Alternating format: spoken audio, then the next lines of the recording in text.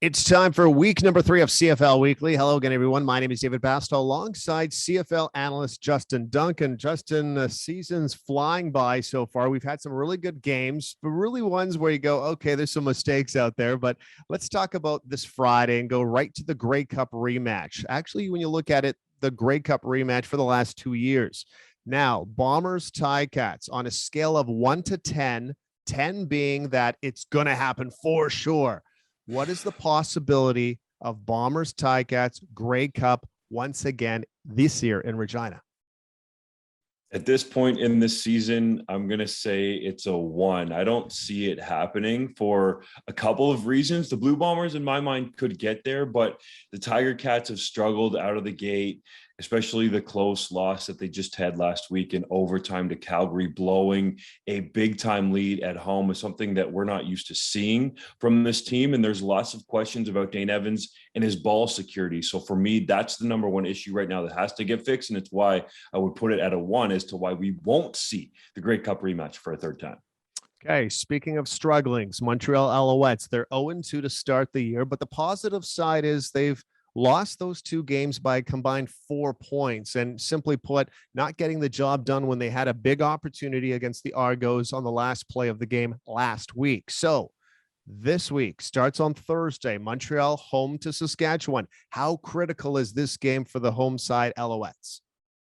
It's a must win for Montreal because there's a lot of pressure there. Gary Stern, the owner, has said he's going to make changes early in the season if he doesn't see progression. We saw last week in Toronto, Kahari Jones gave Vernon Adams Jr. an early hook in favor of Trevor Harris. So there's a little bit of a quarterback controversy going on there. Even though both guys seem to be for the team, they still have to get it figured out. But you have Saskatchewan coming in, who arguably looks like the best team in the CFL right now, although it's always difficult to make that cross-country trip to Montreal because of that nightlife. So in my mind, Montreal has an advantage there, but the Roughriders are a stout team. It's going to be difficult. Yeah, it definitely will be. Speaking of Saskatchewan, they had some bad luck last game in that win. Center Dan Clark, so he is out long term. How big of an injury is that to the Green Riders offensive line?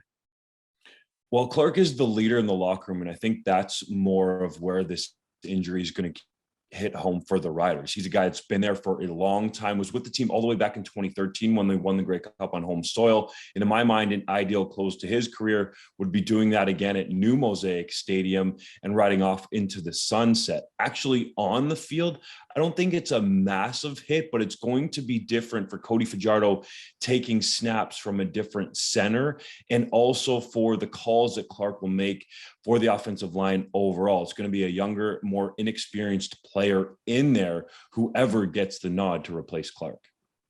Okay, it's time for our best bets of week number 3. Justin, the board is yours. 4 games on the card, starting off on Thursday night.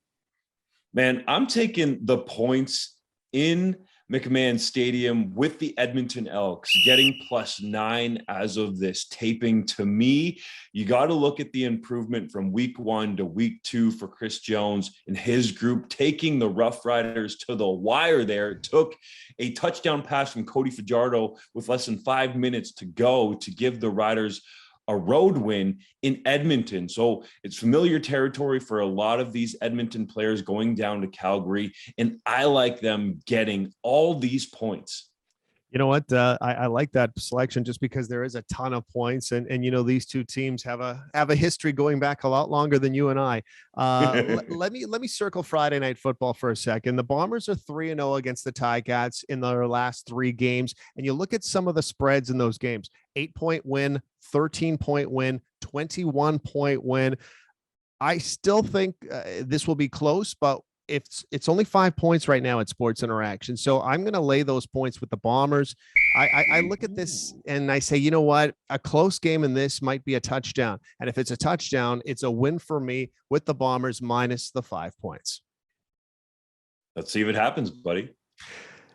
On behalf of Justin Dunk, I'm David Bastel. Thanks for watching CFL Weekly, and we'll talk to you again next time.